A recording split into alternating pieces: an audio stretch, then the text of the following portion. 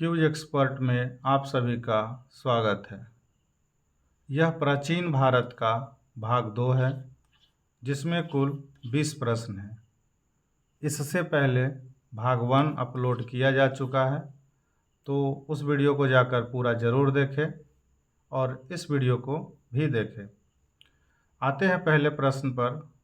पहला प्रश्न है, अशोक के कौन से शिलालेखों में उसकी धम्म नीति का वर्णन मिलता है? तो ये जो है चतुर्थ शिलालेख में जो है धम्म नीति का वर्णन मिलता है, इसलिए ऑप्शन नंबर डी इसका सही जवाब होगा। अगला प्रश्न है, वेदों की कुल संख्या कितनी है? तो वेदों की कुल संख्या जो है वो 4 है, यानी ऑप्शन नंबर सी इसका सही जवाब है। ऋग्वेद में सबसे अधिक किस देवता का उल्लेख है? तो ऋग्वेद में सबसे अधिक जो है वो इंद्र देवता का उल्लेख है, इसलिए ऑप्शन नंबर ए इसका सही जवाब है। अगला प्रश्न है, किस राजा ने बौद्ध धर्म का प्रचार प्रसार श्रीलंका तक किया था? तो इसका सही जवाब है अशोक, जिसे प्रियदर्शी भी कहा जाता है, यानी ऑप्शन नंबर सी इसका सही जवाब है। अगला प्रश्न है, बौद्ध धर्म के त्रिरत्न कौन से थे? तो बौद्ध रत्न के 3 जो रत्न थे वो थे बुद्ध, धम्म और संघ, यानी ऑप्शन नंबर ए इसका सही जवाब है। अगला प्रश्न है, प्राचीन भारत में सबसे पुराना विश्वविद्यालय कौन सा है? तो प्राचीन भारत में सबसे पुराना जो है वो तक्षशिला है, जो फिलहाल अभी पाकिस्तान के रावलपिंडी पंजाब क्षेत्र में है। दूसरा नालंदा विश्वविद्यालय, जो फिलहाल नालंदा बिहार में है, जिसकी स्थापना कुमारगुप्त ने करवाया था, और इसको विध्वंस जो था वो बख्तियार खिलजी ने करवाया था, यानी ऑप्शन नंबर इसका ए होगा, क्योंकि सबसे पुराना पूछा है तो वो है तक्षशिला। अगला प्रश्न है, किस शासक ने काव्य प्रियदर्शिका और रत्नावली की रचना की है? तो ये जो है प्रियदर्शकी और रत्नावली की जो रचना है वो विक्रमादित्य ने किया है। विक्रमादित्य नहीं, हर्षवर्धन ने किया है, हर्षवर्धन ने किया है, इसलिए ऑप्शन नंबर ए इसका सही जवाब है।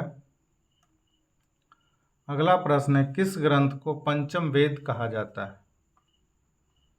तो पंचम वेद के नाम से महाभारत को जाना जाता है, इसलिए ऑप्शन नंबर बी इसका सही जवाब है।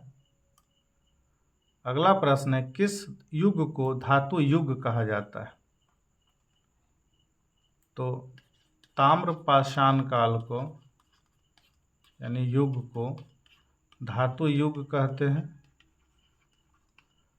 यानी ऑप्शन नंबर बी इसका सही जवाब है। अगला प्रश्न है, पाणिनि किस विद्या के ज्ञाता थे?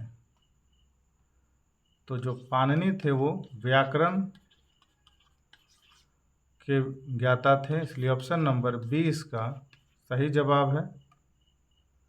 अगला प्रश्न है, मगध का प्रथम साम्राज्य किसने स्थापित किया था? तो मगध का प्रथम साम्राज्य जो है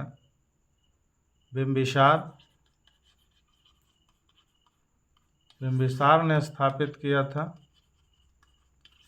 इसलिए ऑप्शन नंबर ए इसका सही जवाब है। अगला प्रश्न है, कौन सा सम्राट देववान प्रिय और प्रियदर्शी है? तो ये अशोक है,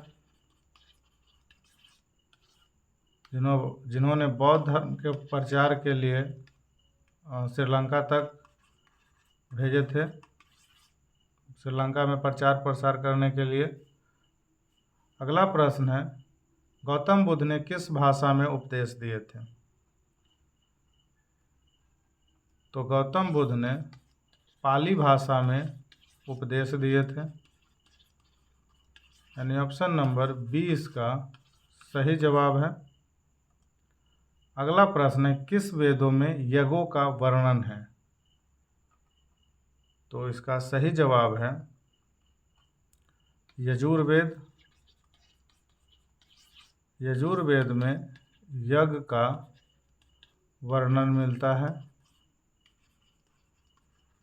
इसलिए ऑप्शन नंबर 20 का सही जवाब है। अगला प्रश्न है, कुषाण वंश का सबसे प्रतापी राजा कौन था?